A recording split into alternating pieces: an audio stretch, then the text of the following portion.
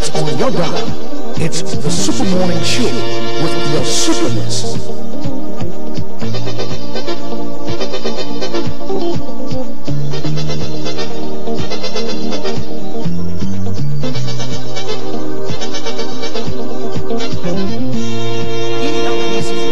The voice for the promotion of the national purple agenda for peace and development. Nation's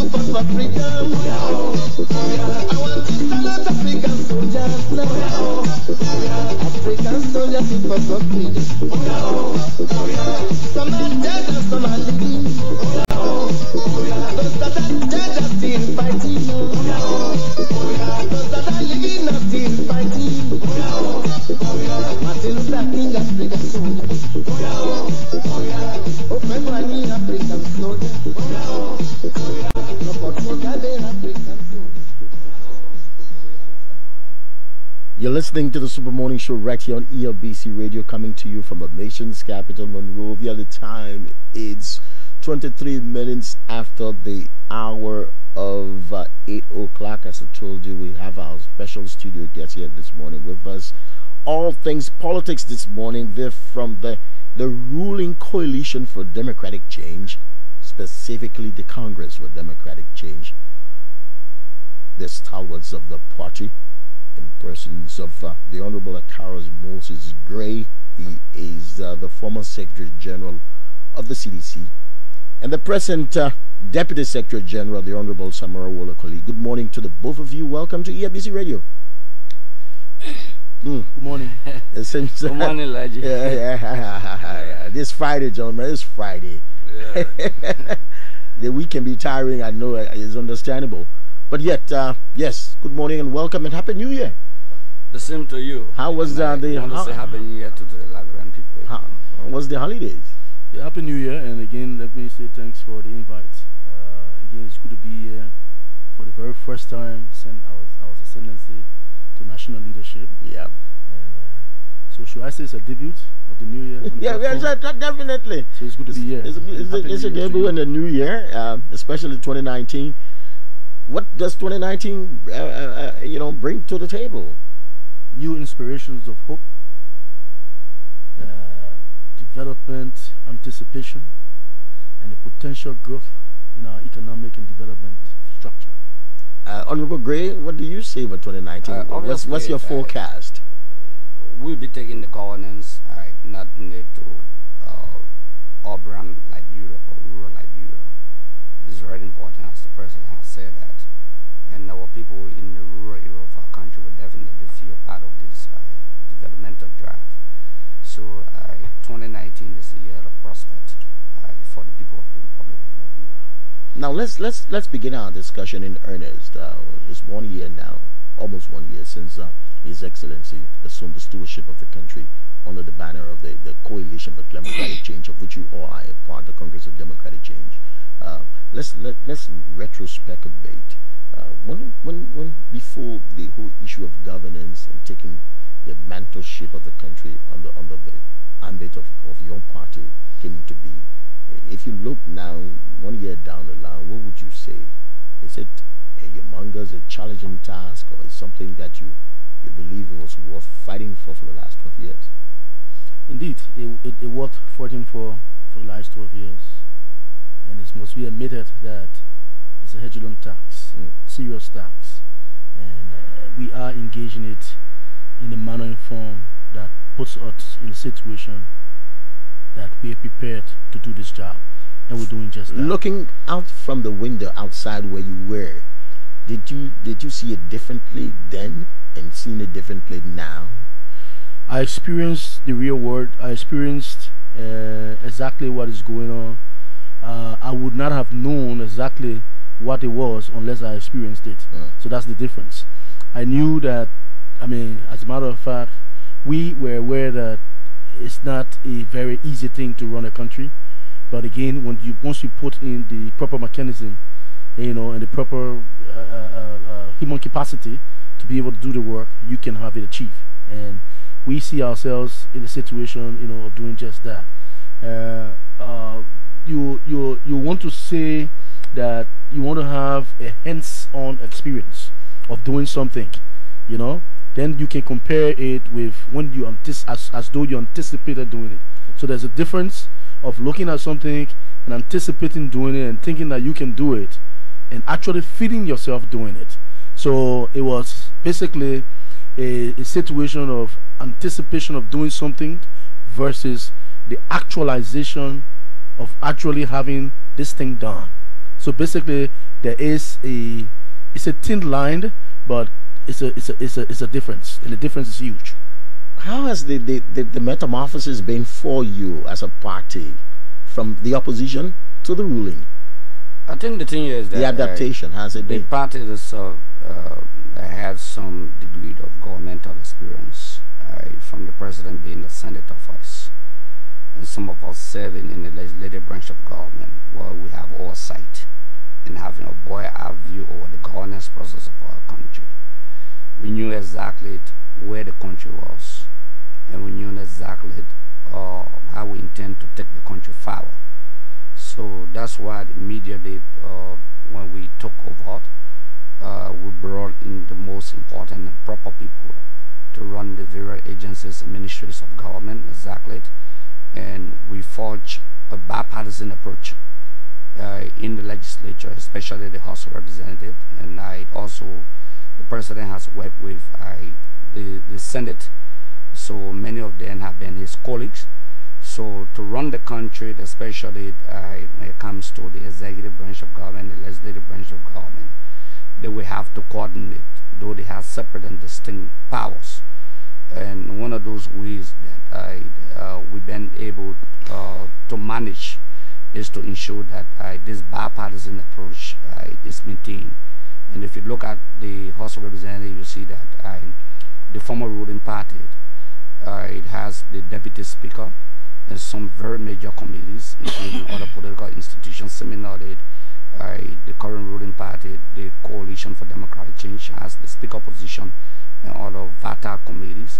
So people are very, very more optimistic from the legislative standpoint. And this is the first time, in fact, in 2006, I remember vividly that after the first year, or during the climax of the first year, there was this tension between the president and the speaker in 2006, and there was a serious battle exactly in 2007 in January, and again in 2012 when I became a legislator.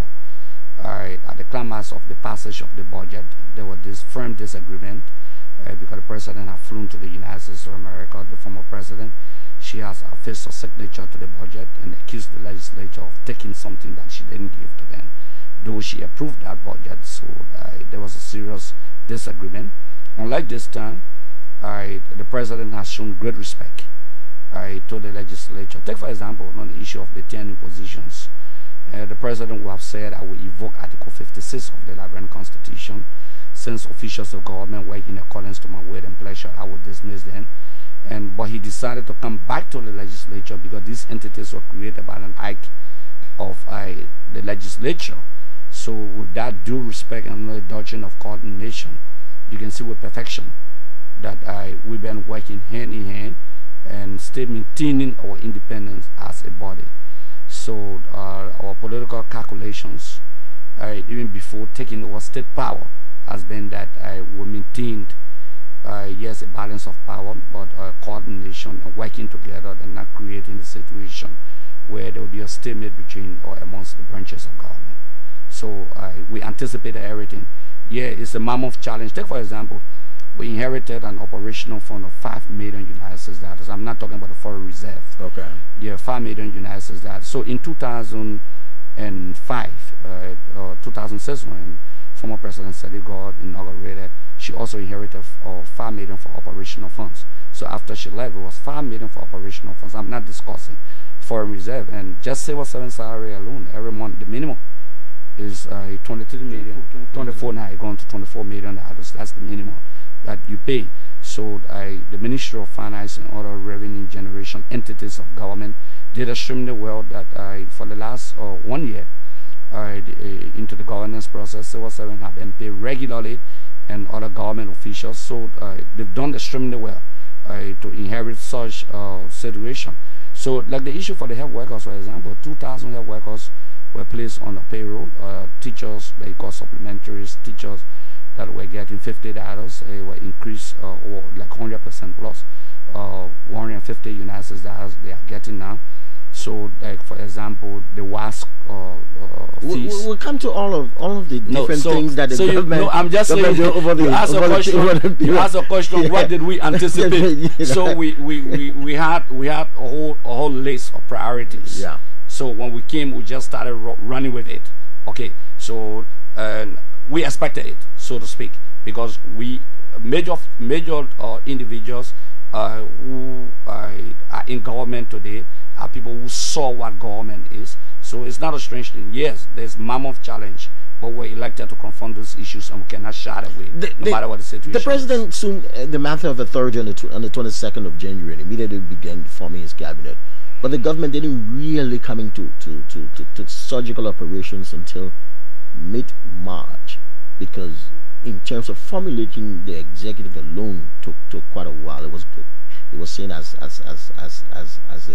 an Achilles heel on the part of the government, the coalition to put his act together, as if as though they didn't expect it would win it would win the stewardship of the nation.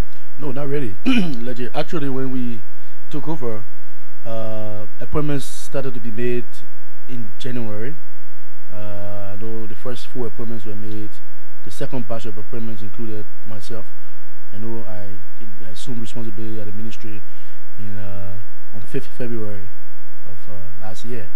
Immediately that happened, what the Minister of Finance did was to assemble a team, at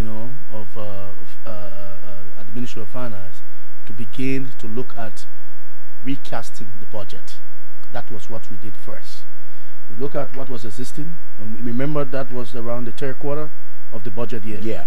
So we basically look at the existing budget and see how we're going to recast the budget to look at immediate things that this government, kicking the ground running, will have been prepared to start to execute. So in the recast of the national budget, that was completed around March when the legislature approved the recast budget. Immediately that happened, we were able to have a savings of $9.6 million in the recast budget, specifically intended to cater to specific issues. If you give me a chance, I'd like to go ahead. Let's look at those. The recast budget. Sometimes it's good to remind people. Yeah, the recast budget was intended to deal with 11 counts or 11 projects, which we call the PSIP projects. One was to ensure that the WASC payments for all public and private schools were executed. And this, our government intends to do this as long as President Weah remains president of this country. So there will be no situation where students in those categories will complain and worried about the payments of WASC fees. We did that for all public and private schools. It began in the first half of the 3rd quarter of the assumption of our budget year, which marked our entry into government. And President Weah has promised that this will be done unless and until he remains president of the republic. He doesn't take responsibility for what his successor will do. Yeah. But as long as he remains president, WASC fees will be paid. The second thing we did, we also earmarked for the repair and maintenance of public buses for NTA. We came and met all those buses broken down. You see now, buses have been plied around from Montserrado to other parts of the countries where we have better roads. We also went ahead to look at the feasibility studies for the construction of the 14th Military Hospital. And you see that project going on very well. We also went ahead to ensure that we have the University of Liberia digital registration and Wi-Fi process completed. You see that process now. Today, I am a student of the University of Liberia. I sit at the Louis Arthur Graham School of Law, and when I register, I see it in real time on my mobile phone that registration is complete. I am a beneficiary of that project, proudly, I also happen to be one of those who ensuring that those projects, are executed. Okay. We also went ahead to ensure that we have enrollment of teachers on the GOL payroll. We also talk about the harmonization of unpaid personnel. We also talk about the rollout of the biometric ID card across government. We also talk about the construction and installation of new street lights. Look in Monrovia today. And these are things that I'm talking, and these are situations that you can see visible. We're not telling you what we're going to do. We're telling you what the government has achieved in a period of time. We also talk about the purchase of additional health delivery service equipment for the upgrading of the facility within the John F. Kennedy Medical Center. Go to JFK today. You see it visibly. We also talk about the professional skill development to increase the number of local experts at JFK. More than 9 doctors have been sent out to specialize. 2 of them have returned as pathologists in the Republic of Liberia. Specialized medical doctors. It's been quite a while since we had pathologists. We have 2 pathologists right now. Interestingly, one of them happened to be my younger brother. Wow. Yeah. That's great. Yeah. And then you have the maintenance of road between Ganta and Zweju. We didn't say that road between Ganta and Zweju during the rainy season can be very impassable, unpliable. Yeah. So what we did, we put some money aside, and I will give you a countdown of exactly what was spent in regards to that particular project. I just given a list of what happened. And we'll also talk about humanitarian outreach for the First Lady office. We'll talk about basically the resettlement action plan, RAP program between Local 2 on the Local 2 Sanikole Local 2 road. The Minister of Public Works just talked about that. We'll talk about RAP when you're about to do the construction of the road. Yeah. People along the road, you have to compensate them and give them time to move. That process of compensating is what we call the RAP project, and that occurred between Sanikole and Zweju. We have the government-backed credit stimulus private sector program. You know very well that $3 million is sitting down right now for private sector investment. In this situation, the government contributed $1 million directly to that particular process, while the Liberian Bank for Development Investment had contributed $2 million to that.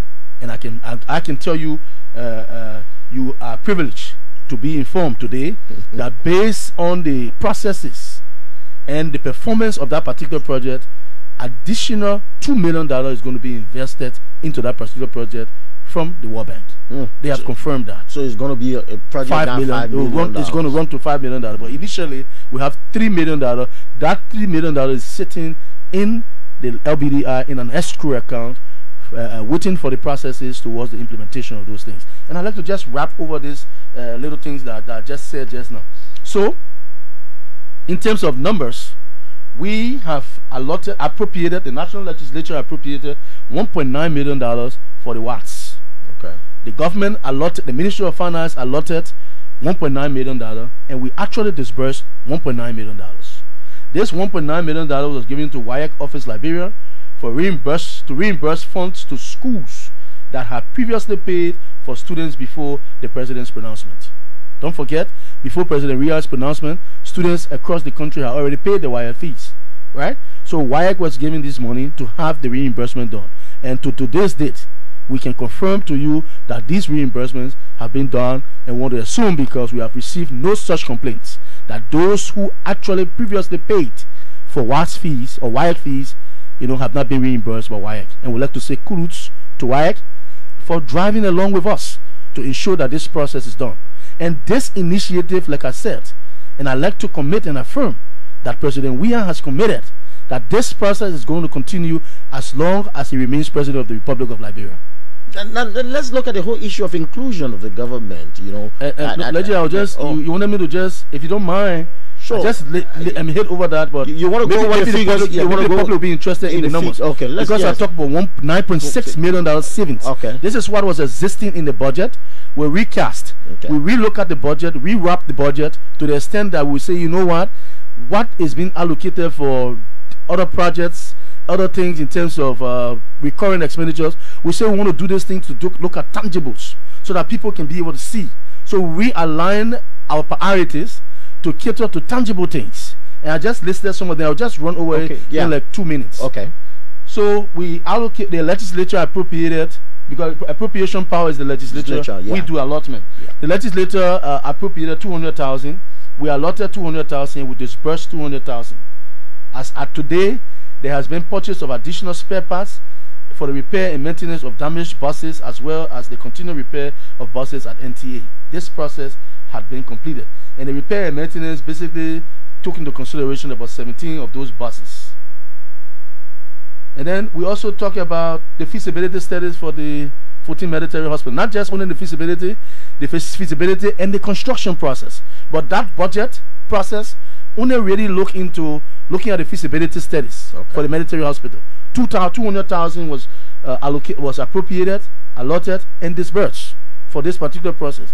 Today, in terms of giving current projections and status of that project, not only that the feasibility studies has been done, the military hospital is moving up, and construction work has gone on in this particular project. $2 million was set aside for the construction of that particular project, and additional money is going to be set aside in subsequent budget year, so that we can be, because when you have the hospital ready, you have to put equipment into the hospital. Oh, definitely. So definitely. That's for the military hospital. University of Liberia, this digital registration stuff costs around 300,000 in terms of the appropriation, allotted 300,000, and of course 300,000 has been disbursed. I'm repeating: appropriated, allotted, and disbursed, so that you see that what was meant in terms. So you look at the variance of what was meant put in the budget by the legislature has been done, and everything has been disbursed. There are instances where all will not be disbursed because of our existing fiscal space. So we thought that we needed to do these projects so that we can have these things complete. And that digitalization process at the University of Liberia is completed. I can confirm it. And anybody who attends the University of Liberia today, be it undergrad or grad school at the university, at the state-owned university, can confirm that. In fact, the launching process of that particular thing was conspicuous when the president visited the university and launched that. You saw the applause in that particular regard. The next issue is talking about the enrollment of teachers on the government payroll. 250,000 was appropriated, allotted, and disbursed. We have effected this exercise and ensured that a thorough verification has been done and confirmed that to the general public that all 400 teachers were actually placed on the government payroll. So additional 400 teachers have been placed on the government payroll in the regard as a result of 250,000. Simple things, and we say that, hey, we, like Representative Gray has said, we understand exactly what the country was confronted with. We came there knowing what the challenges were, and we are prepared to face these challenges on the bull by the horn. We talk about harmonization of underpaid personnel. About 150,000 was appropriated, 150,000 allotted, and 150,000 disbursed. So basically, what we have here is that 180 underpaid teachers across the country, have been forwarded to the CSA, the Civil Service Agency, and the Ministry of Finance and Development Planning. We can now tell you that in this particular process, we have aligned the salaries of 180 teachers who were deemed underpaid within these particular situations, and that amount was used to complete that process. And today, we can say that teachers actually, were extended the salaries and benefits associated with the pay scale of the Ministry of Education. And we'll talk about the role of the biometric ID. The biometric ID, 300,000 was appropriated. We allotted, we did an over allotment of this particular process because we thought that there was a need for additional funding in this regard. So we had a budget transfer. So we actually allotted $499,000 for this particular project. And as we speak today, this biometric process has been rolled out. I can confirm to you that the Ministry of Finance was the first pilot project in the biometric. Today, every employee of the Ministry of Finance and Development Planning has the biometric ID. That is being done by the National Identification Registry. That process is going on. Liberians across the country are encouraged to go ahead and get the biometric ID. This biometric ID is not just only an identification card, but it serves as a recipe, as a safeguard, so that we can ensure that the issues confronted with the government all across the country regarding payroll padding, it can be curtailed. We also move ahead with the construction of new street lights. In this process, this is one process that had not been completed, and I'd like to confirm and admit that.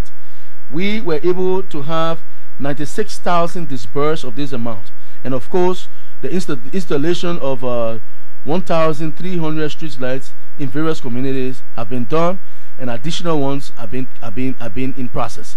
This project is one of the projects that has not been completed of the list of projects that I have provided. Why hasn't it been completed? Because we haven't had all of the resources available to do that. Okay. Some other things came up, and then we were not able to execute this project. I mean, it happens everywhere.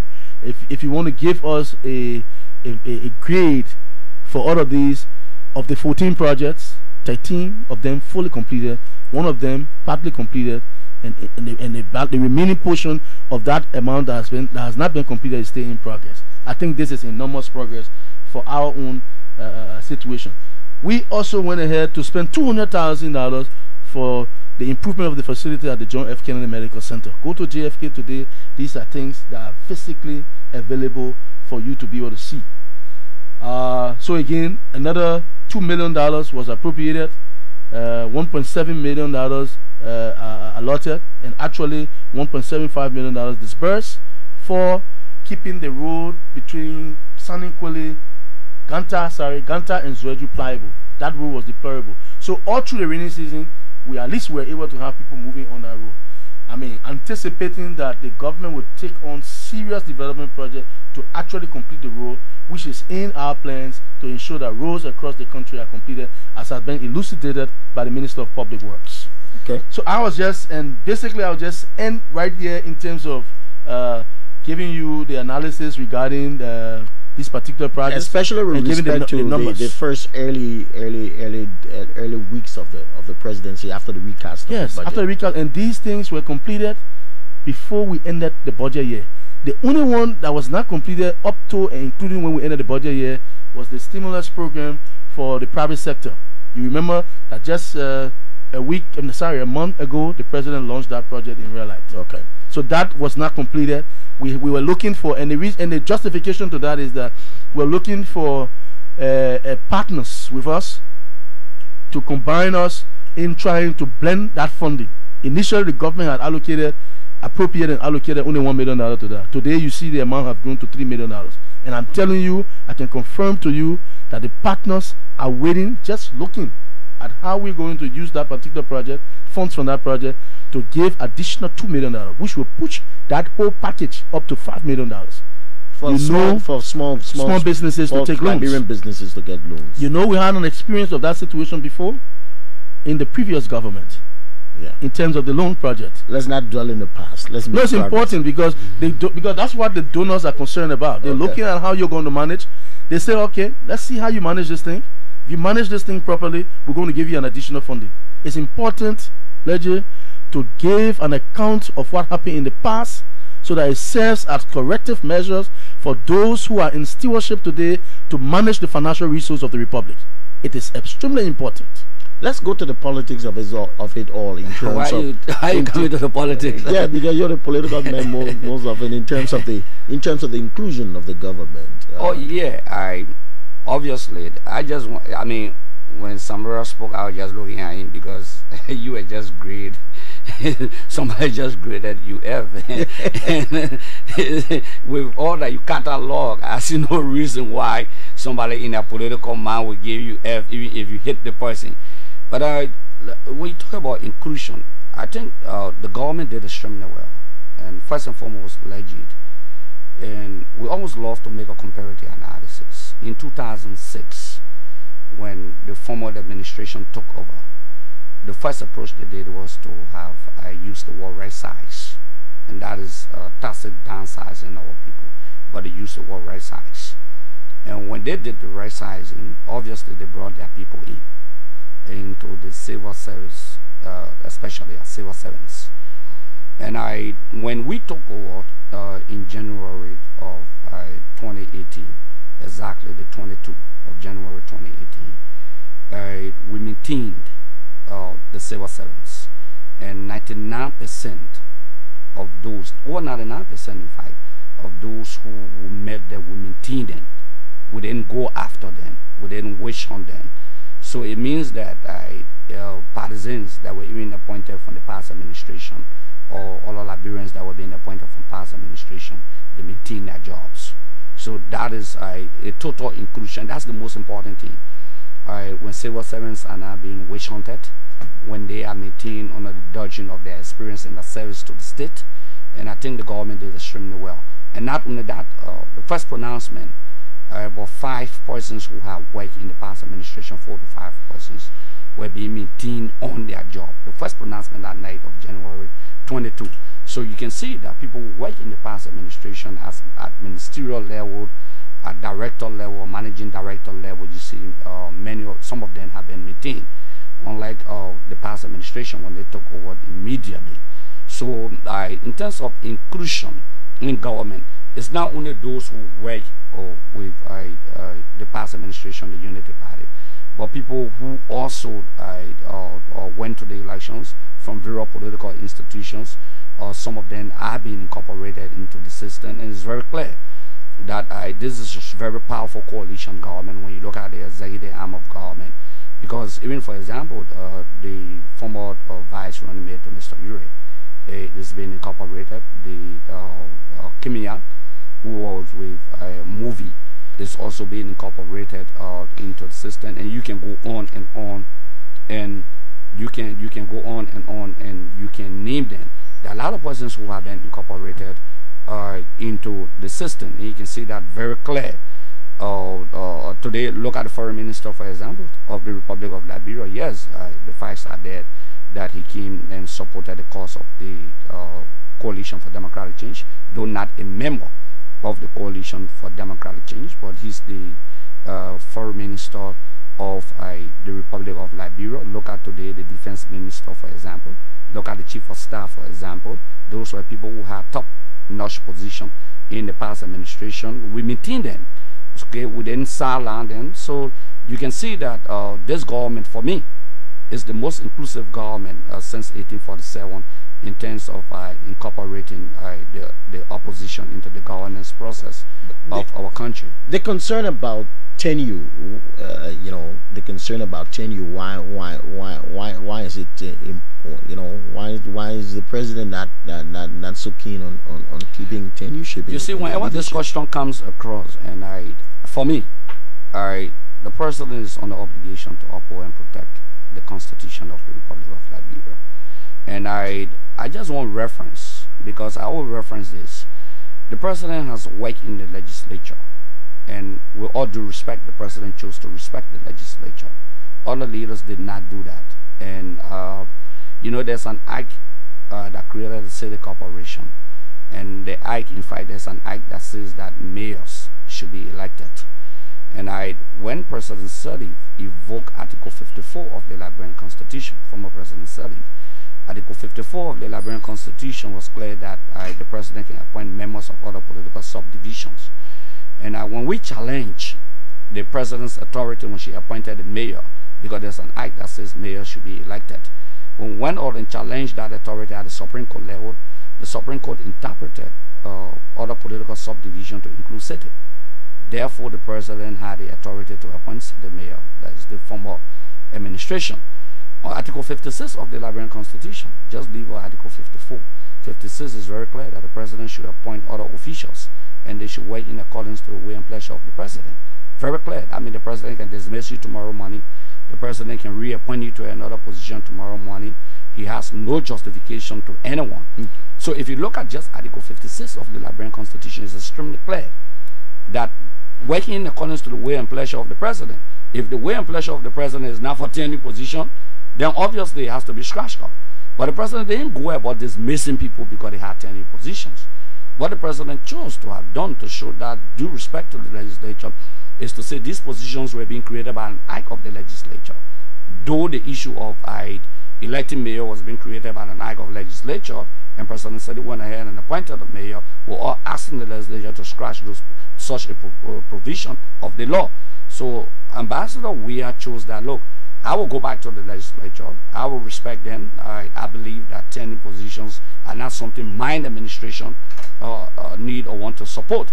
So he came back to the legislature, and if you ask me the question, realistically, as a representative, I wanted all the tenure positions to have been scratched out.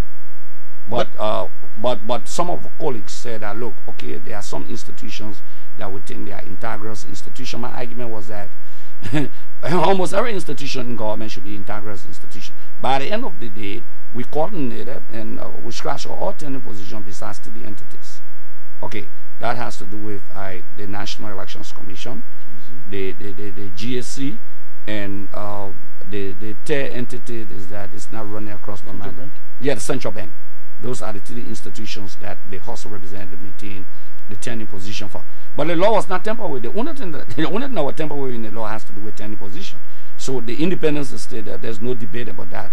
So for people to begin to argue that the president wants to have more power onto his own, obviously the Constitution is clear. The Constitution gives that authority to the president to appoint people in the executive branch of government. It's not a function of the legislature to appoint people in the executive branch of government. So there's no constitutional breach or constitutional violation. But I think this president has been magnanimous enough to respect the legislature. And many of us believe that it's with the Senate now, for the Senate to icon. I believe when we are opening on Monday. I'm very optimistic that the Senate will icon that. I know some people were arguing that there's a provision of the Constitution that says the Civil Service Commission should be established, this entity, three entities should be established, but does it say that there should be 10 positions?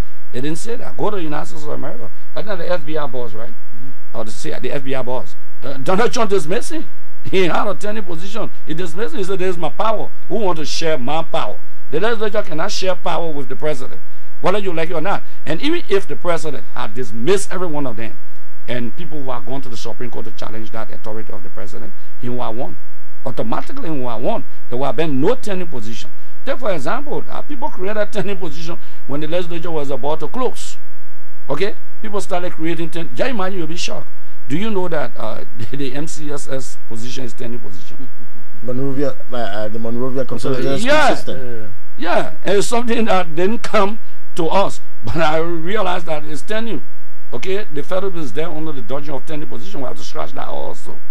Tenure position, I'm telling you. Okay. So the thing here is that. But the legislature didn't pass that. Are you saying it was never there? I gotta check when it became tenure position, but it's not on our administration. Because you're an old lawmaker. When I began there for 6 years, I was there for 6 years. Maybe they did that in the first 6 years of President Eddie Jones. It's something that I have to check out. But it's a they're arguing that it's a tenure position. Okay, and I think tenure position, you don't just create tenure positions because you want to create tenure position. And my question here is that tenure or no tenure, the president can dismiss them. Tenure or no tenure, the president can still dismiss you. For misfeasance or malfeasance, the president can dismiss you. So people should not argue. People say, look, can you imagine if I appointed people and gave them tenure position, it runs into the other administration. People arguing that the president wants more power. So it also presupposes that the president will call for tenure position, may have had an intention to protect maybe his or her people, and will run into the next government that will not even respect. And I'll just give you the issue of the central bank. I'll just give you one example of the central bank. When we took over on the whole saga about the 15 billion United States. We'll come to that anyway. No, I just want to say this to you. You'll be shocked that the former central bank governor was very clear that he's not accountable to the president. Very clear that he didn't even inform the current president of the Republic of Liberia that he brought certain amount of money under this administration into the country. Can you imagine that? Because he said we're independent. We don't have to. By the end of the day, when the backlashes come, they don't go to the central bank governor.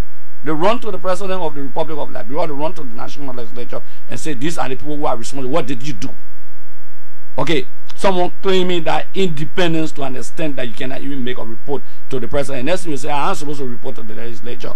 I remember once upon a time when some of the current election boards, there was a point they said, oh, we can't account to you, but we made him to have come to us to account to us. So these are the challenges sometimes when you give people tenure position, they think that they are Lord and gospel unto their own.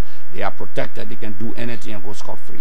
When we look at the economy that you inherited, I know in the early days of the administration there was this big talk around that you inherited a broke country and the former government said, oh, we'll have all the documentations and everything for you to see. In as much as you say this wasn't the situation, it was back and forth until the dust finally settled. What do you have to do? No, before Samora even comes in, you know, we gotta be as fair as we can be, for record's sake. When we summoned the Ministry of Finance at the legislature, and we summoned the central bank, but then the former central bank governor, we summoned that authority and the Ministry of Finance. We brought them in, and the reason why we brought them in, because we want to listen to the Ministry of Finance and we want to listen to the central bank. We wanted to ensure that they gave the facts to all, and we put them on the oath. The bank governor admitted that what they had for operational funding was 5 million United States dollars. 5 million. So the foreign reserve, assuming that you left 150 million in the foreign reserve, nobody goes into the foreign reserve. In fact, that money to a greater extent is kept up there outside of Liberia. You don't just go into your foreign reserve. Your foreign reserve is not just money that you just go and take and put into the economy. No. So the biggest challenge by the government was very clear. When we summoned them, in fact, he made a representation on behalf of the Ministry of Finance. Okay, we asked them, how much do you have as Liberian dollars? How much do you have as United States dollars? Okay, they said 5 million. We were shocked. A total of 5 million. A total of 5 million. Both Liberian and US dollars combined. No. The Liberian dollars, they have some Liberian dollars, not much. Yeah, I can really call the amount here.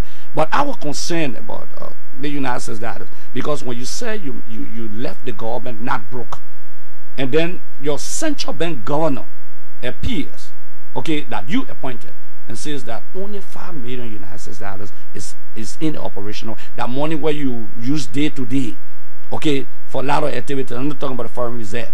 So when they argue that, no, that's why I'm saying that for me, I mean, maybe they will say the Ministry of Finance people, they are my friends. Samia Torre and I graduated the senior. Samora is there. The other guys are there. They are my friends. But this is the best thing that I've ever seen in the political landscape of our country. The best thing, to inherit $5 million, an economy that was in tatter, broken down. You didn't even know where to start from.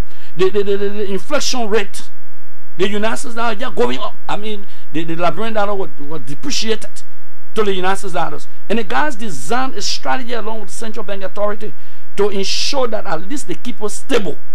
But now we had one United States dollar to 200,000 maybe Liberian dollars. But now, probably we are going to 300,000. That's what the guys wanted.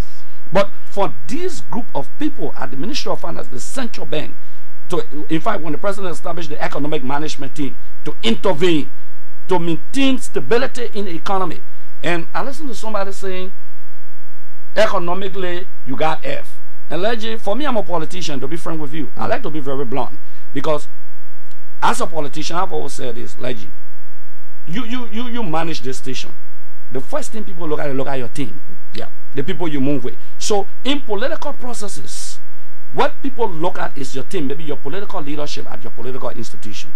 When you're campaigning, the characters that stand behind you, the faces that stand behind you, that's your team. People say these are the people that go into government, that Acarus going in the government, for example, that Samuel Toure going in the government, or that Wilson Tape. So one of the political leaders who raised an issue a few days ago or yesterday and said that the economic team, you understand? When I look behind you, who do I see? I like to call names.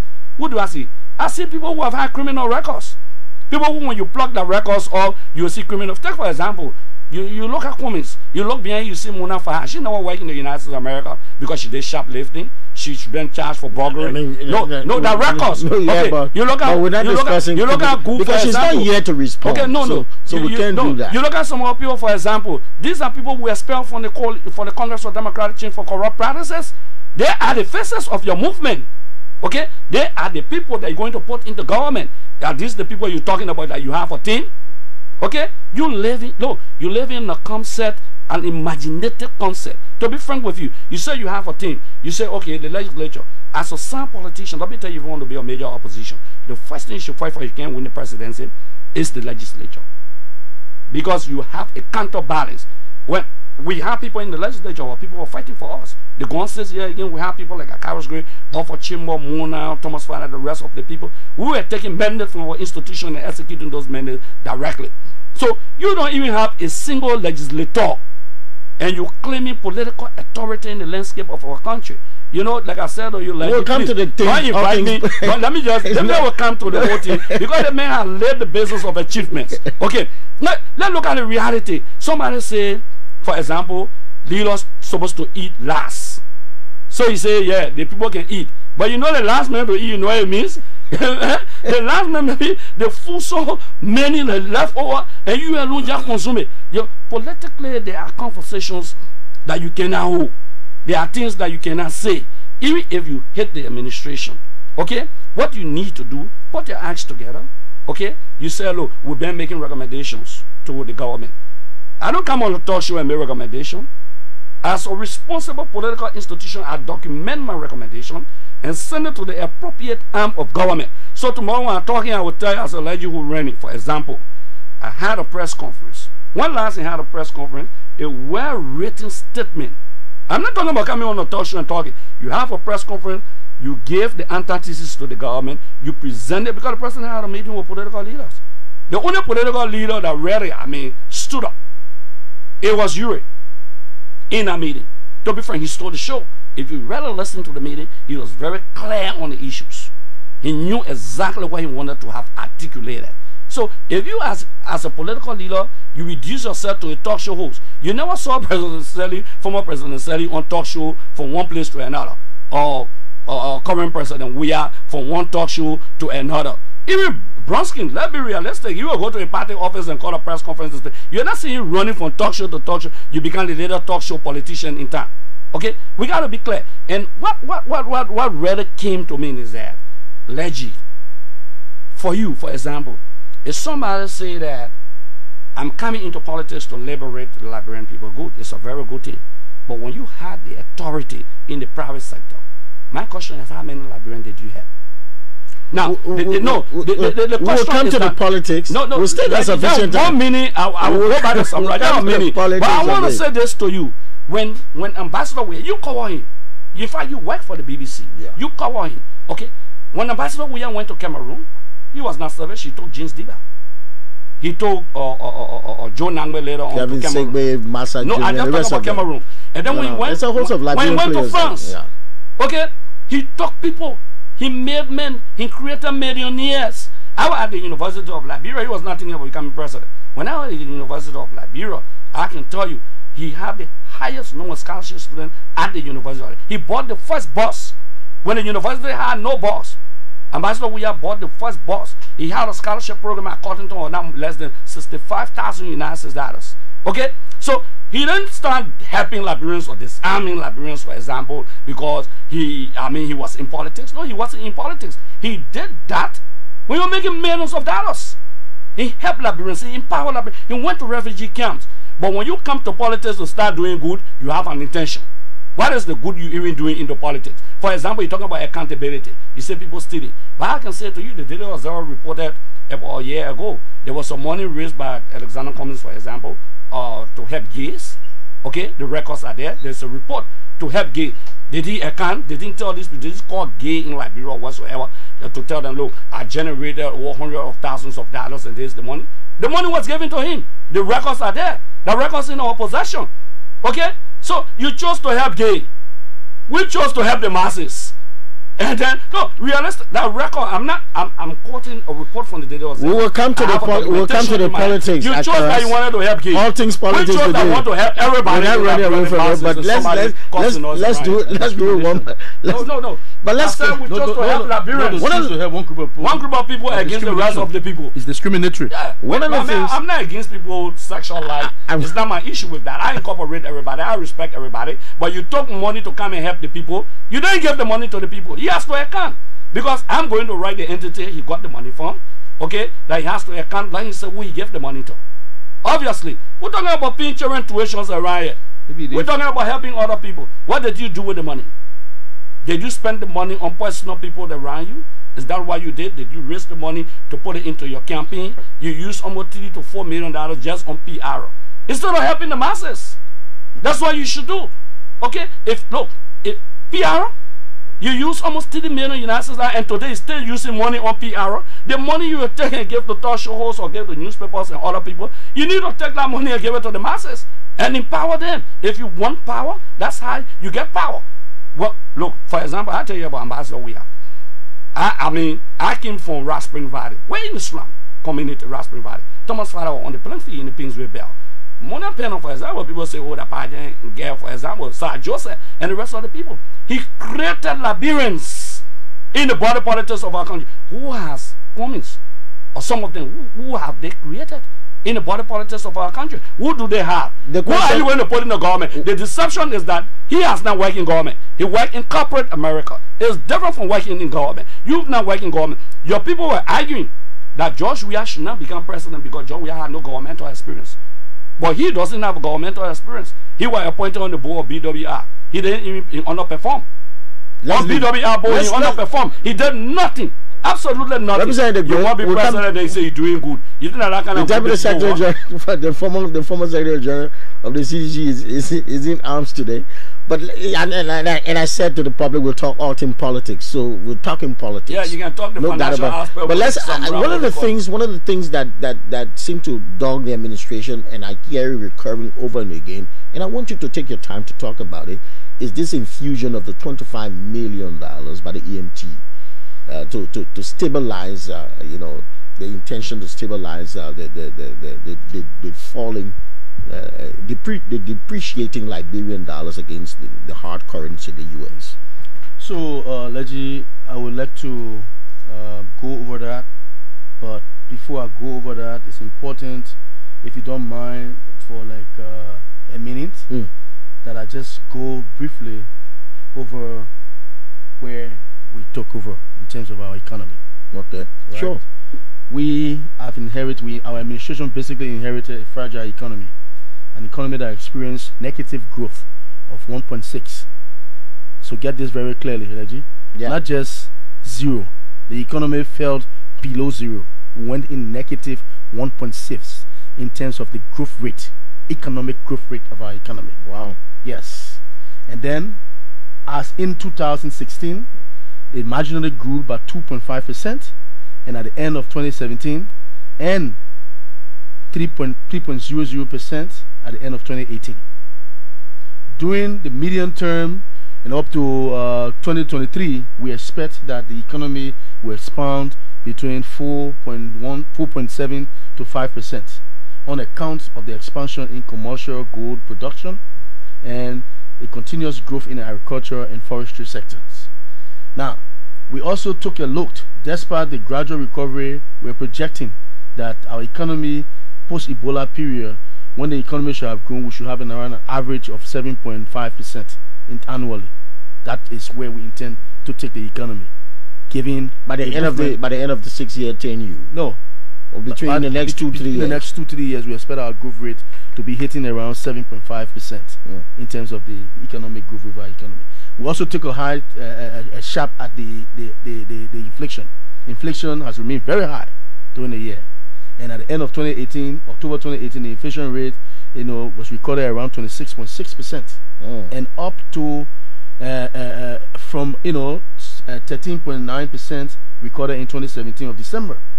The rise in the inflation basically is due to the acceleration in the depreciation. Accelerating depreciation of the Liberian dollar, and this is where we come in when we talk about the inflation into the Liberian economy, coupled with a rise of exchange rates. So this accelerated decline in the value of the Liberian dollar encouraged the Liberian government, through the President of the Republic of Liberia, who instructed the technical economic management team to move ahead with the infusion of $25 million to mop up excess liquidity outside the banking sectors. And I'd like to go into the details of this. Yes. The President of the Republic of Liberia is the chairman and the head of the economic management team. He takes full responsibility for what happens to the economy of this country. The Minister of Finance and Development Planning, is the technical head of the technical economic management team. So below the economic management team, below the president, you have the Minister of Finance, who is also the head of the Technical Economic Management Team, Technical EMT. And that EMT contains the central bank governor, who co-chairs that economic management team, the Minister of Commerce, who's responsible for trade, the Minister of other members of the team. Me, as Deputy Minister of Fiscal Affairs, I'm also a member of the economic management team. So that technical team is the one that is basically responsible to carry on all of the technical modalities. Well, with particular responsibilities. Ministry of Finance is there looking at the fiscal side. The central bank is there looking at the monetary side. The Commerce Ministry is there looking at the commerce, trade side of the economy. So the economy gets booming when you deal with issues of fiscal, monetary, and trade. That is the blending of the economy. So basically, the entire mop-up exercise was intended to extract the excess liquidity that are seen outside the banking sectors. The target was not to move into commercial banks or even into the central banks. We're looking for money, excess liquidity, excess Liberian dollar that are circulating outside the banking sector. You agree with me that we had a whole situation of printed banknotes, intended by the legislature on their instruction to replace legacy notes. Specific instructions.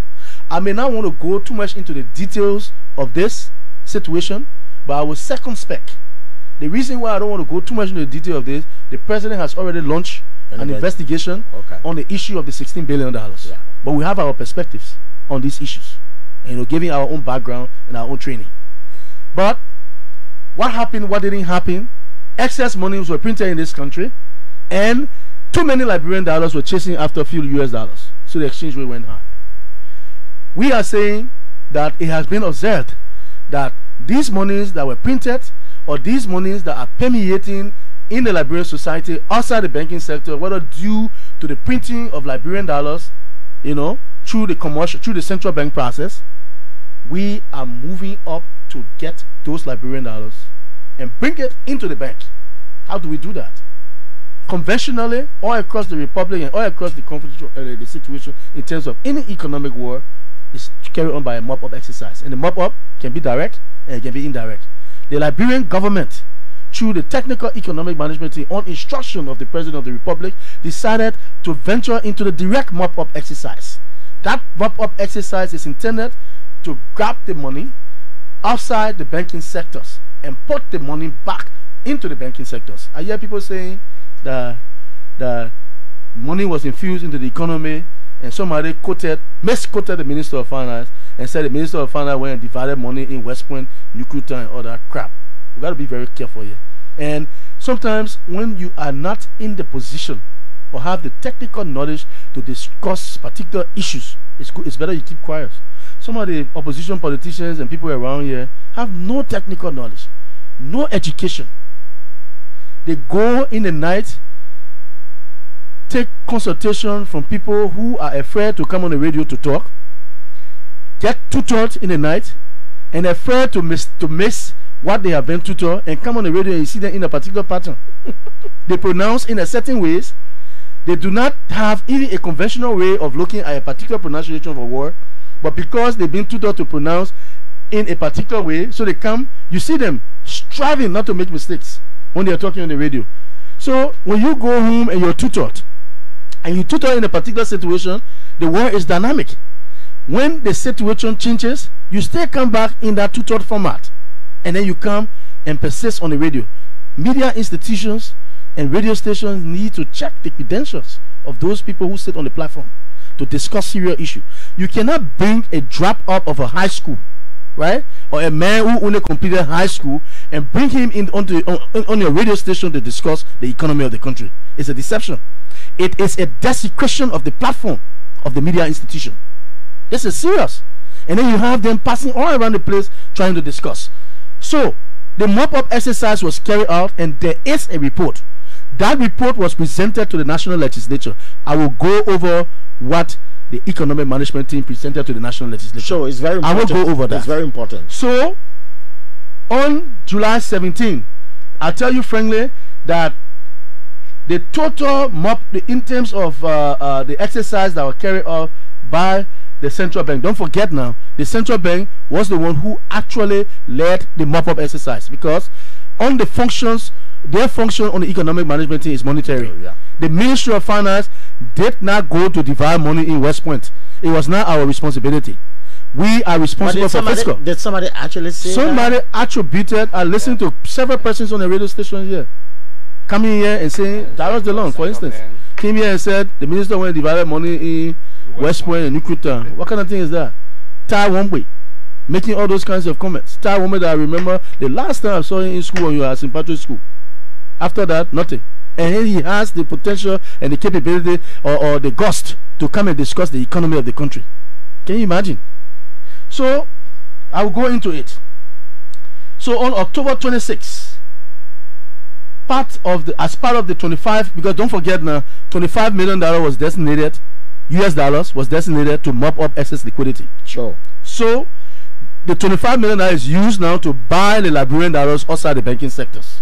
Of this $25 million, since the commencement of this exercise, the direct intervention exercise by the CBL basically mop up the total of $2,303,898 billion Liberian dollar, representing 59.4% of the Liberian dollar, $3.88 billion of the currency outside the banking sector that were targeted. And I repeat that. The central bank use basically $15 million. We use 15 million United States dollars to mop up $2.3 billion. And you want to read the amount in dollar value, you say 2,303, because some people don't know how to read numbers. Yeah. Some people don't know how to read numbers. Yeah. They don't know that billions got X and number of zeros. So you read that particular amount. So actually, in essence, 15 million United States dollars was used to mop up $3.2 billion Liberian dollars outside the banking sector. Even though the president said the bank had the authority to spend $25 million to stabilize the economy. Yeah, so the $25 million is not used instantly. Yeah. You do it on a daily basis. And I gave you a rundown quickly. Between July 17 to August 6, the central bank spent $7.7 million to mop up $1.2 billion using the exchange rate of 155. Okay. August 16, another exercise was carried out. $2.2 million US dollars was used to mop up 336 million Liberian dollars. On August 28 between August 28 and August 31st, 500,000 United States dollars was used to mop up 76 million Liberian dollars. Between September 4th and 5th, 535 million US dollars was used to mop up 81 million Liberian dollars. On September 6th, 965,000 US dollars was used to mop up 146 million Liberian dollars. On September 10, 1 million United States dollars was used to mop up 152 million Liberian dollars. $1 million on September 18 was used to mop up 152 million Liberian dollars. And lastly, on between October 23 to October 26, another $1 million was given to mop up 152 million United States dollars. This time between August 16 to October 26, the exchange rate used was 152. And again, 15. If you look at that, the total amount is basically 15 million US dollars was used to mop up 3.2 billion Liberian dollars. Indeed, the targeted amount that we intended to mop up using the $25 million was $3.88 billion. Yeah. So we have not even mopped up all of the $3.88 billion. The differential between $3.88 billion and $3.2 billion is what is remaining to be mopped up. So you can see that we still had 10 million US dollar remaining to mop up the additional amount. Yeah. So how can somebody say there hasn't been a report? Yes, the mop up exercise, we did not go to the banks. We went to basically foreign exchange bureaus. Registered foreign exchange bureau licensed by the Central Bank of Liberia. Big importers who have IPDs registered with the Ministry of Commerce. So who needed the money anyway to who needed the money to trade? Yeah, to trade for the import. What did we do with the mop-up exercise? So now we have 3.2 billion Liberian dollars that we took from outside the banks and brought it back into the bank.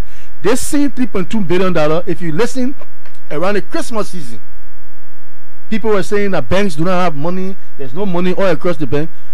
Central Bank, under instructions of the EMT, used that same money and gave back to commercial banks.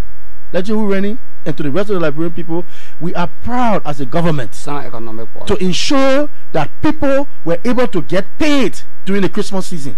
We work hard, we work tirelessly.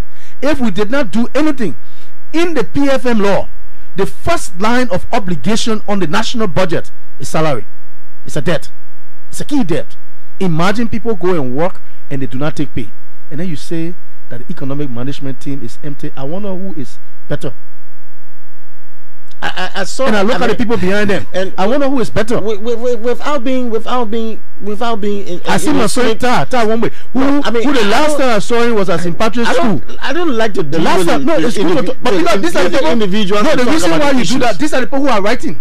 Ta wrote an economic piece criticizing the economy. Can you imagine? No, but the thing is, you know, and one of the things I saw floating on the social media in the Christmas season was that civil servants didn't get paid. That's not true. No, but actually, I can say to you that they were double pay. The payment started November, some December. They were paid for both months, November and December. I know by December 15, the LBS people already started receiving their money. No, but you see, people are not realistic. They just write what they want to write. Can I just come in 1 minute, please? Yeah. I'll tell you this. We have a policy in place, and the public needs to know this. Yeah. Let me make it clear.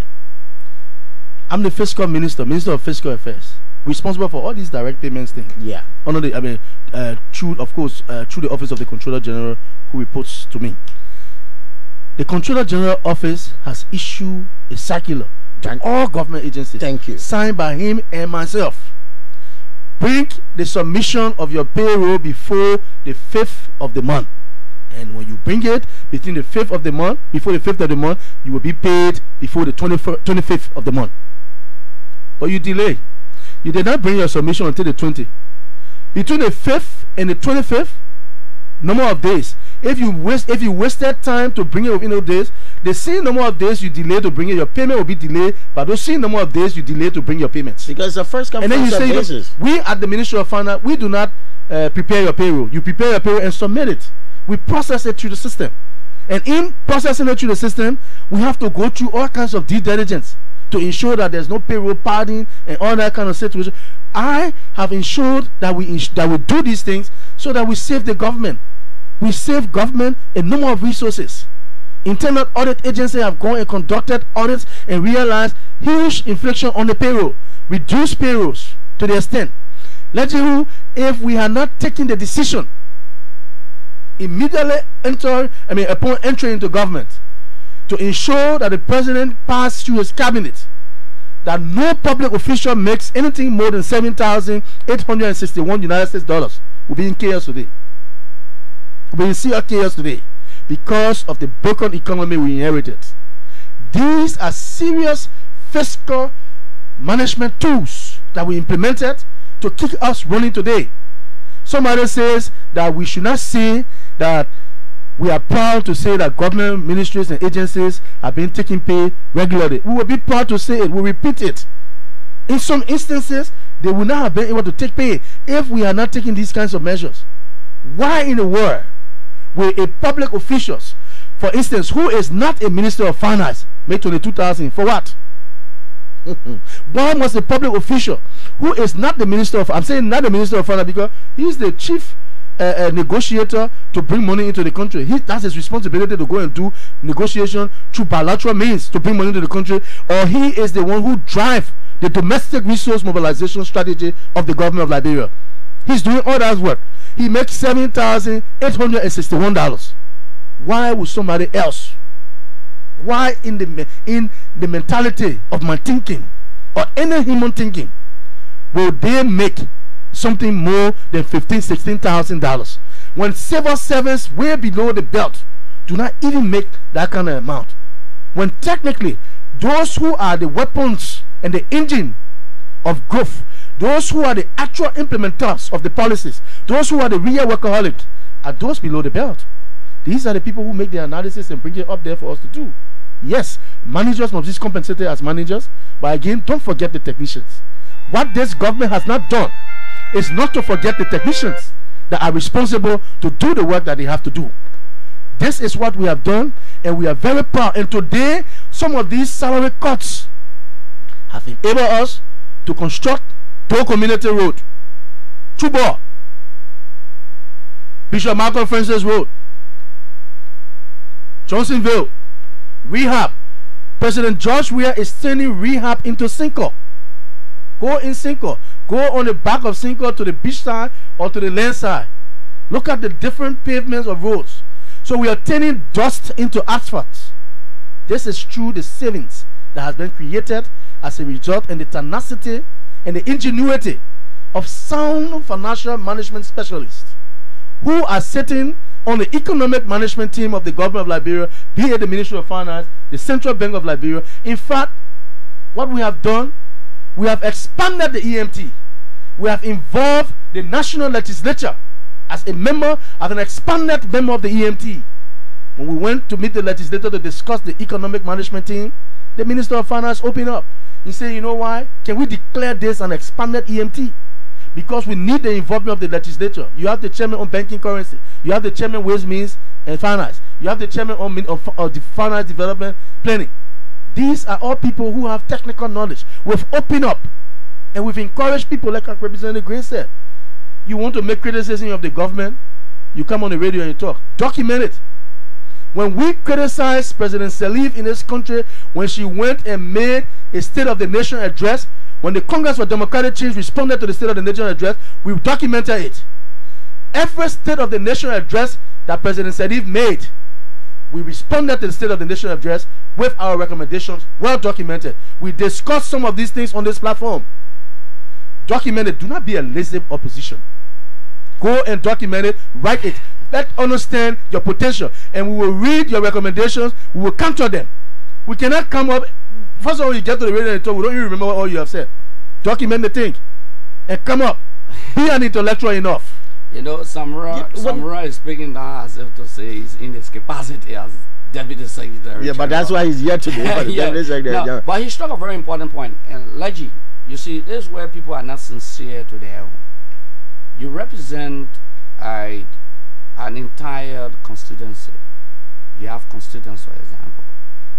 Not only that, but you represent a political institution. And interestingly, the chairman of the Liberty Party is a senator. The political leader of the Liberty Party is a senator. The Liberty Party also has lawmakers. The financial arm of government came and made a report on the 25 million.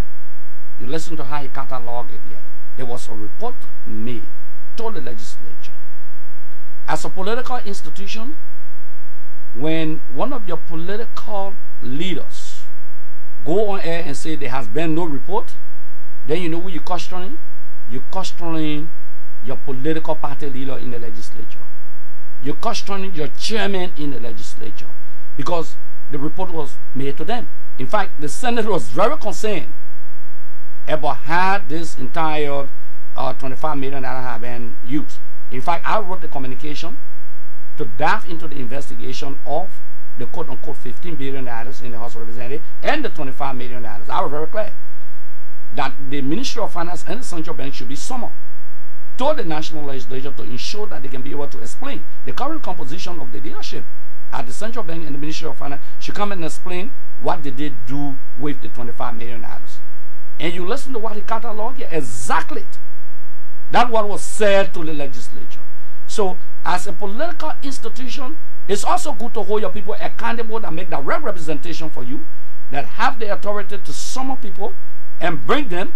Then you don't go and loosely contradict your leaders. When you begin to contradict your leaders, then it means that you don't even respect your leadership. Very clear. So you can see, and I believe that Samora, my kind of advice is that this entire $25 million where you say you will use $50 million to carry on the mobile exercises, you need to give it to the opposition. Give it to them and tell them this is what we did. To do what way? Okay, because they've been saying there have been no report. And report have been made to the national legislature. Where on our doctrine or oversight, they come to us. Maybe you need to publish it in the but besides that, you don't go to a political party. The finance minister does not go to political party officers and make report to them. Oh. That's why political institutions have their representatives at the legislature. Whether senator or whether representatives, you have them at the legislature. And when they make the report, you get a copy. There's a copy. They will present a copy. You take the copy and carry it to your political institution. You correctly analyze it. Then for somebody to come on here and speak like some kind of street politician and say they went West Point, they call money changer and they give them the money. Come on. Can you imagine that? You say you call money changer with all your accountability and you took the money and put it in their hand. People have argued and I've heard that in street corners and in places where I sit, they say the coalition government is being dealt its own part of its medicine. When you're in opposition, these were the very things you were doing. So now it's time for them to do the same thing. Let me say this to you: they don't know how to play the game. Some of those guys have never lived in opposition before. The first time they came to political party politics, they got into government. They've not experienced opposition life. I can say this to you for sure: that when we were in opposition, we were consistently consistent. What does that mean? Now we didn't deflect. We were clear. We were very consistent. Our advocacy was not about extortion, unlike some of them. Okay, some of them. I mean, the advocacy was about extortion. Once you criticize President Sele, she call you and give you keke show. Then you shut your mouth. Or she put you into the governance process of the country, then you shut your mouth. She used you to insult your own political leader. For example, we persevered for 12 years. We're in the political jungles for 12 years as a revolutionary sedition. Okay? We didn't compromise. We didn't waver. We're placed beyond bars. We didn't surrender to the status quo. But most of the guys who are crying baby around, all they want a job. Look, I talked to some of the guys. One of the disclaimer I think I should make is that, I mean, there's no evidence that the former president use anybody to insult your political leader. I don't want to name individual. But let's be clear about that. At the Ministry of Information, she deserves that deference as the former president of the country. At the Ministry of Information, we saw some people who were assigned on their political leader. If they did anything, perhaps they did it on their own. But I mean, to say to the extent that the former president did that, you don't have evidence to prove that. Bagubay is very clear. No journalist will go to jail under his administration, as far as is concerned. If individuals in government want to take you to court, it's a different ball game. But you will not sanction journalists going to jail. That's the very first thing. If you get on air and you shot the president, he's not going after you. I can tell you that for sure. In your frustration, we can understand your condition. We stayed 12 years in opposition in this country, Legedhood Rennie. 12 years. Under the sycamore tree. No, I can say to you, there were days that things were extremely difficult. Was it easy? I can tell you that. We were extremely isolated. We could not even visit some of our friends who were ministers or directors in government. To visit them, it was a crime. They would have been expelled from the government.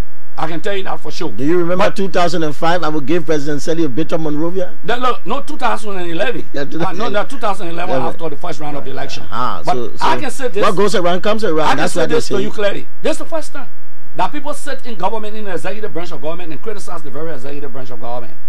When the deputy minister at Internal Affairs, the former youth leader of the Unity Party, criticized President Sele and her son, he was dismissed. The deputy GSA director general, when he started affiliating with the CDC, he was dismissed also.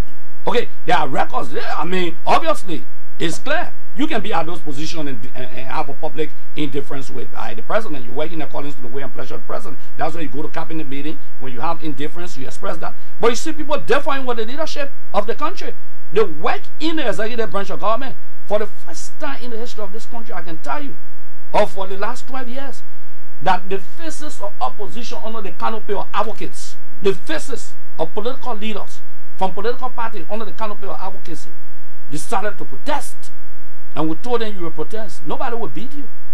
Under the administration, they went into GWGC and brutalized students right in on Capital Bypass. Under the administration, in your district. Under the administration, you know what they did? Okay, Mobile Model went to jail 8 times for advocating for war crimes code. I was arrested and even charged with treason in Liberia. I had not less than 11 counts on me. Under their administration. Okay, when Fandara Patrick spoke here against the former president, they jailed him. He went to jail. There are people who stand to the face of Ambassador we are insulting and say what they want to say. They use their platform. When other people use their platform in this country to castigate the former administration, radio stations were being closed and we opened them. That's what we did. Okay, so we open to criticism.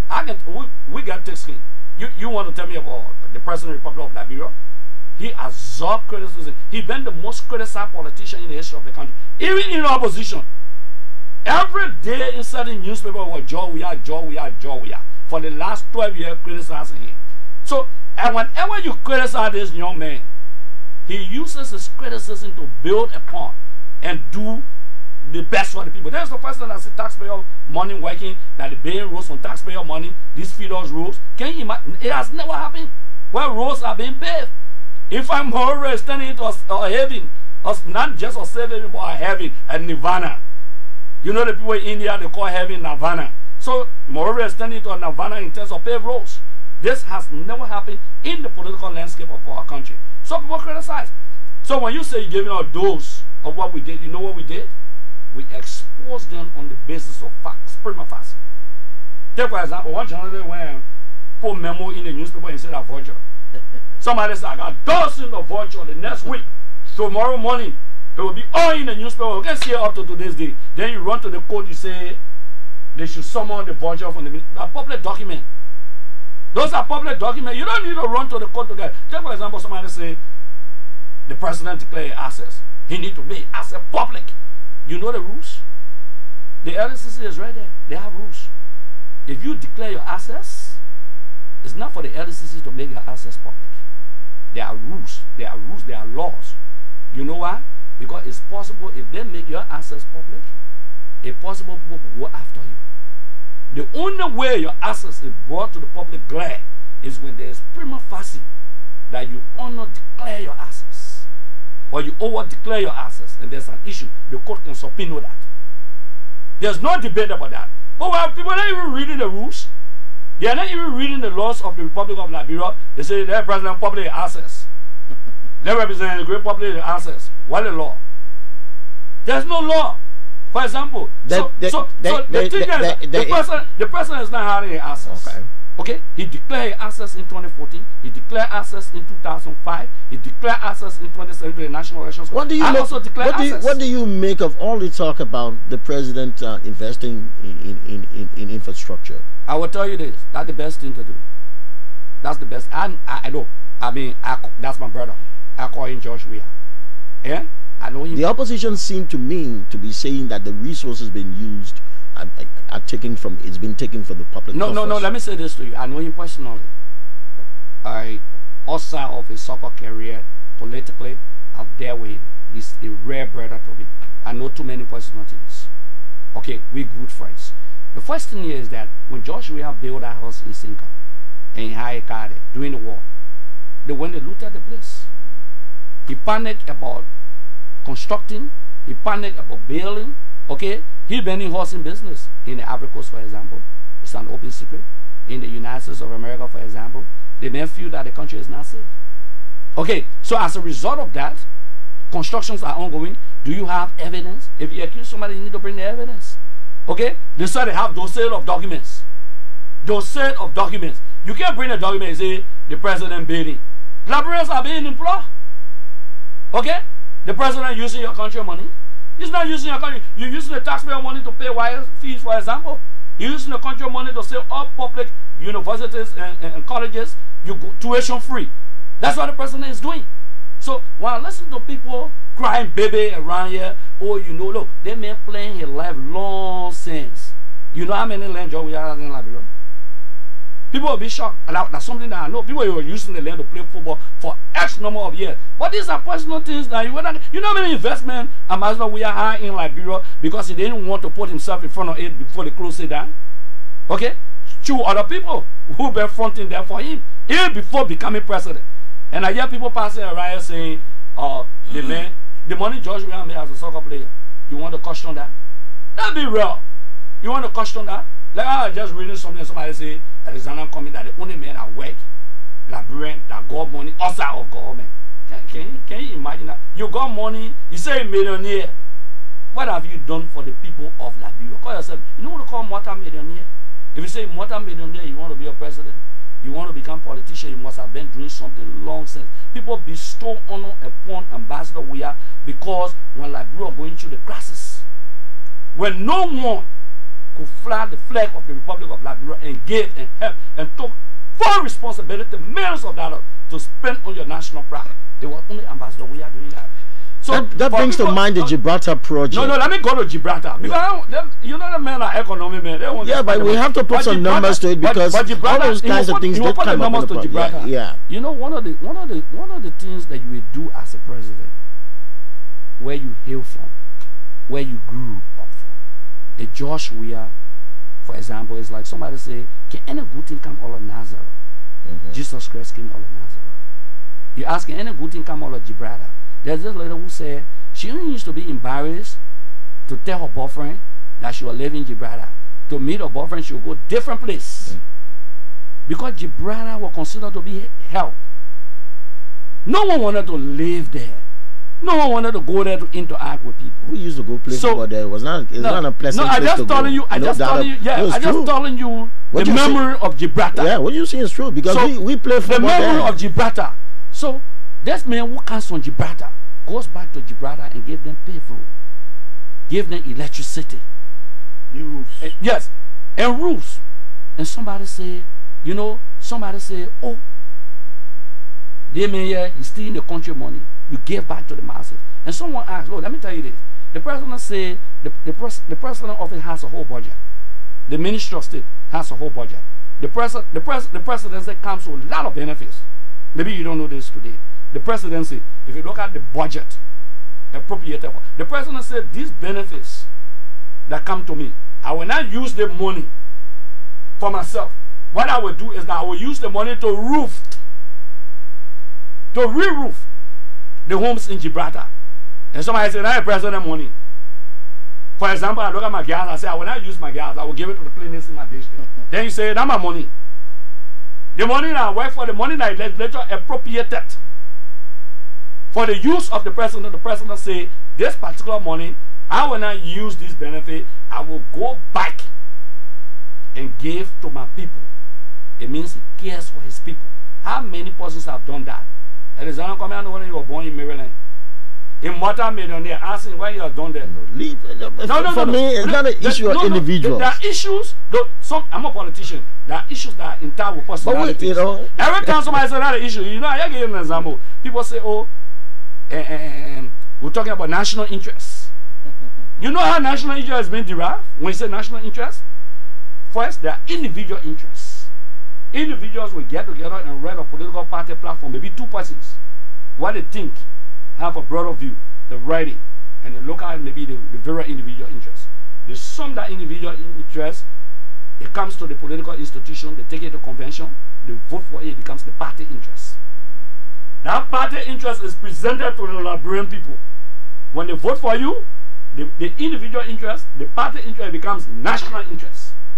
So there is no way you can divorce national interest from party interest and from individual interest. Similarly, the individuals who are in the limelight of politics, who put their integrity on the line, who criticize, who bomb up. When we're in opposition, people look at my eyes and say, look at that opinion smoker there.